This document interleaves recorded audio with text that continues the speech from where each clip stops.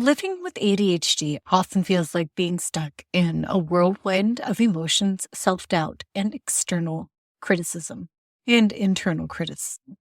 So, for many, this whirlwind is exacerbated by the gaslighting from society and even from within ourselves, often within ourselves, which we'll get into in another video. So, understanding the dynamics, though, is crucial to navigating life with ADHD.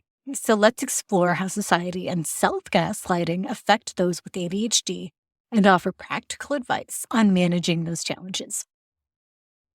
First, let's look at the reality of societal gaslighting. So society often gaslights individuals with undiagnosed ADHD, making them question their abilities, worth, and even their sanity. So this societal gaslighting is pervasive and can have long-lasting effects on self-esteem and mental health. From a young age, many individuals with undiagnosed ADHD are told that their struggles are due to laziness, lack of effort, or poor discipline. How many times in your life have you heard things like, you need to try harder, or why can't you just focus? And it can really make you start to doubt your own experience. So this form of gaslighting, while subtle and maybe even meant in playful ways, really starts to force individuals to question their reality, which can lead to confusion and self-doubt. And society often dismisses the challenges faced by those with ADHD as mere excuses. So this invalidation can make individuals feel unheard and very misunderstood. And then there's a constant need to justify one's struggles, and this can be exhausting and damaging. And it only reinforces the belief that their difficulties and their struggles are not legitimate. And then we combine that with the internal battle of self-gaslighting, and we'll get deeper into this in another video, because beyond those societal influences, individuals with ADHD often engage in a lot of self-gaslighting, doubting their own experiences and feelings. And this internal struggle can be just as damaging, if not more, than the external invalidation. So we start blaming ourselves. Those with ADHD frequently blame themselves for their challenges, internalizing their negative feedback and believing they are inherently flawed. And this self-blame can create a cycle of shame and guilt where every mistake is seen as a personal failure. And then we also start to doubt our own achievements. So even when these successes do occur, individuals with ADHD might attribute them to luck rather than their own abilities.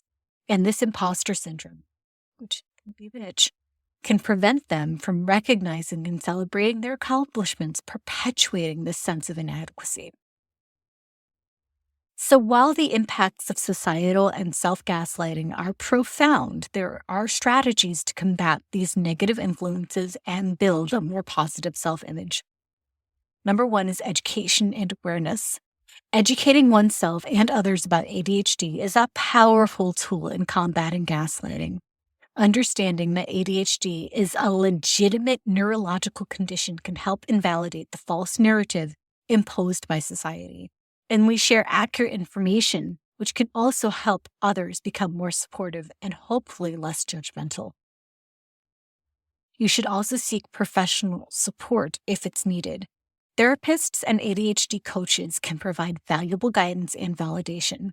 Professional support helps individuals develop strategies to manage ADHD symptoms and challenge those negative thought patterns. Working with neurodivergent affirming coaches or neurodivergent coaches who are actually neurodivergent themselves and have those lived experiences, like me, also goes a very long way for individuals with ADHD, autism, any of those neurodivergence. Because we come from that lens of and that perspective, we understand, we get it. We truly do get it. But so seeking these things out, or again, seeking professional therapy, look for, depending on what you need, I would recommend things like CBT, which is cognitive behavioral therapy, or DBT, dialectic behavioral therapy, depending. They can help in big ways. They might help in big ways. I guess the only way, and I know this sounds so trite, but the only way to know is to try or to seek out people who know these things. My caveat here, though, is not all therapy methods are going to be as effective for all people or even the therapist that you're working with. I had one therapist who used CBT and it was so harmful.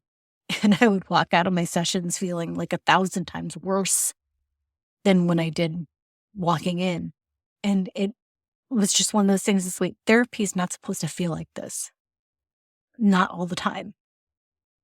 And then later on in my life, I worked with a therapist who also used CBT, and it was like night and day, just the differences and how their approaches and stuff like that. So, again, if you feel like a therapist is doing more harm than good, be firm in yourself, be firm in your boundaries, and walk away, because that's not going to help anyone if you keep staying in that situation. So that's seeking professional support. Number 3 is to build a supportive community. So surrounding yourself with understanding and supportive individuals can make a significant difference. So whether you're joining an ADHD support group or finding friends who empathize with your experience with or without ADHD, a strong support network can provide the validation and encouragement that you need to counteract the gaslighting, internal and external. And finally, you want to practice self-compassion. And this is just learning to be kind to yourself. And this is absolutely essential. Acknowledge that mistakes are a natural part of life and not a reflection of your worth. And that can start to reduce some of the self-blame. So techniques like mindfulness and self-compassion exercises can help cultivate a more forgiving and positive self-view. Overcoming the effects of societal and self-gaslighting involves a journey towards self-acceptance and empowerment. So here are some more steps to foster a healthier relationship with yourself. Number 1, start reframing your negative thoughts. Challenge your negative self-talk by reframing your thoughts in a more positive light.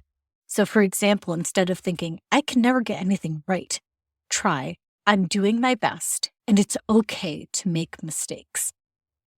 Celebrate your small wins. So recognize and celebrate even your smallest achievements. Each step forward, no matter how minor it may seem to either you or to someone else, is a victory worth acknowledging.